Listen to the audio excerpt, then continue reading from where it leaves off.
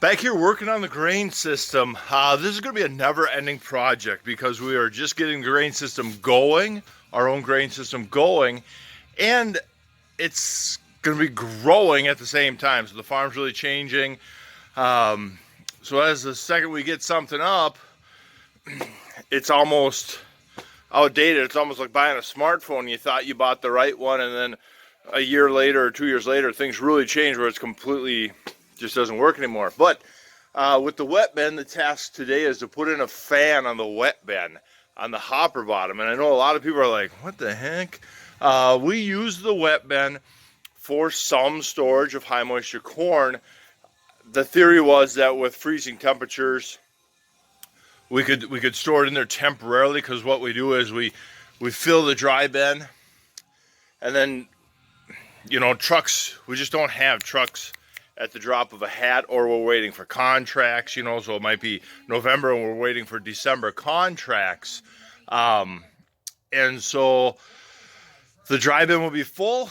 We'll top off the wet bin before we move the auger to empty the dry bin.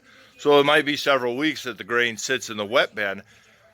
We've had heating problems. That cost us a lot of money. They threw away a couple semi-loads last year of corn that had caramelized a little bit. I mean, we did high moisture corn all our life. I took for granted I guess I expected better out of the cold, freezing conditions, but that corn, that high moisture corn, still held enough moisture that it could start its own heat system in there. And then with the sunlight hitting the bin. So I started on the bin today, and I got a nice surprise. I was working, I got there's a bracket, a template. It's over on the pickup, so that bolts here, and the hole will be where the fan goes.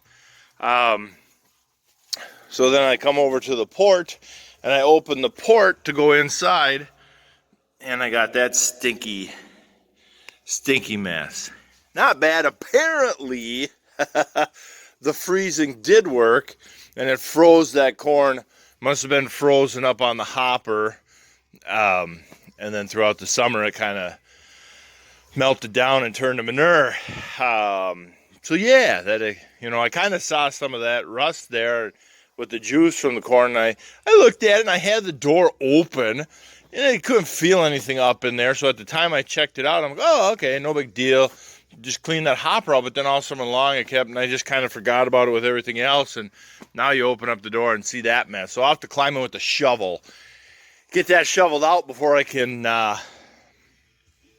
start filling this week. I want to start filling later today if all works out. So yeah, the joys of it. Fun surprise. Ain't complaining, just kind of a crappy job. Get it? Because the corn is kind of manure. So yeah, that's today's task, is to get the fan bolted up. Pretty slick little kit. We didn't do it before because I was scared of the price. And so I called a Brock dealer over there out of Litchfield, Minnesota, and not too far from Jay's house. It was a $130 kit. I'm like, are you freaking kidding me? This is all it was. Just a piece of some floor material. So this just gets bolted up like that, covering the hole, and then the fan gets bolted on. So with the fan included, everything was like $500 or $600. Really regretting not putting this on when the hopper was brand new. I would have saved us thousands of dollars in spoilage. But we're here now. We live and we learn and we move on. So yeah, it's that simple. We're just going to put this guy on. He's just going to hang on the outside of the bin, and then we can aerate the bin. In the future, I wouldn't mind hanging our torpedo heater, tee off the propane, so when we get to super wet corn, or we just get, like last year when it was 30-some% corn, it was going out of that bin, I mean, so slow. Boy, if a guy could just overnight let this little heater run preheat, and then the next morning fire up the dryer, if you get that wet bin warmed up 5-10 degrees, that would help a lot. But whatever, talking down the road.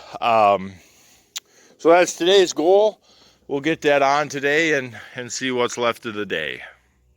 All right, the hole went pretty good. I was out of Sawzall blades, so I just had to use a 4-inch grinder and cut it for what it could. Got the bolts in. They're just using a simple nut as a spacer because of the curvature of the bin. It'll straighten up somewhat.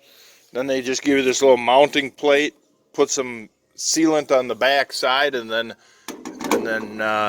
set it on there.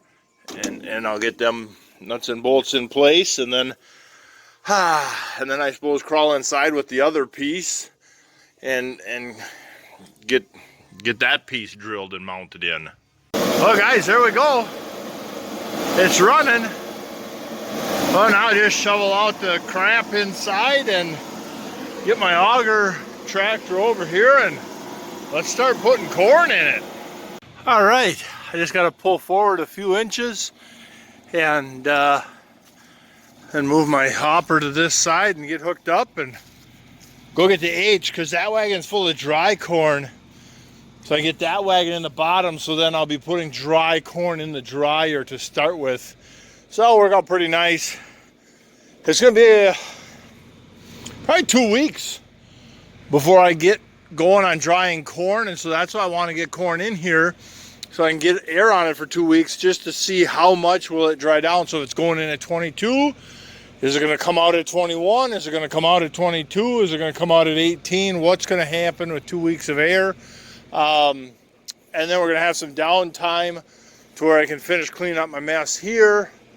But while it's not raining, we got some rain coming in the forecast. So while it's not raining, I'd like to put corn in the bin. And when it is raining, I can work on my mess. So yeah, let's keep going. And we're filling. First load of corn, 2018, it's underway. Feels pretty good that it's October 29th. And we're doing, I think out in the field, I had said it was 25 or 26. I had actually tested at 22. So yeah, well, the first load's done already. All right, let's get going.